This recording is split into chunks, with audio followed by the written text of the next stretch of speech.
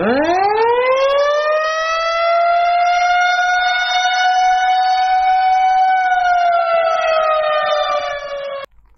izao indray ary ny vaovao farany mahakasika ilay rivo-doza salanina voaray anio 7 Desambra 2024 tamin'ny 10 ramaraina.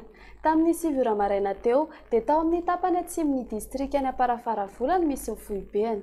Ny enan'ny-rivotra miaraka aminy ka toerana vitsy sisa no mety mbola ho voakasika ny tafiotra 50 hatramin'ny 80 km isan'ora.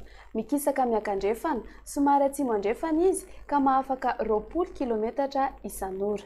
Ny rotsakorana araka izany dia mbola hitoetra mandritra ny fivoarany an-tanety, noho izany dia manan-keratra ny filazana fahamailoana na filazana miloko manga voarain'ireto faritra sy distrika ireto: Analanjorofo, Alaotra, Moramanga, Toamasina voalohany sy faharoa, Brickaville ary Vatomandry. Entanina ny mpampiasa ranomasina amin'ny morontsiraka Atsinanana sy Andrefana mba tsy hiandrika na hitandrina mafy satria mbola mikorotana ny toetry ny andro. Entanina hatrany ny tsirairay mba hanaraka ny toromarika omeny manam-pahefana eny ifotony.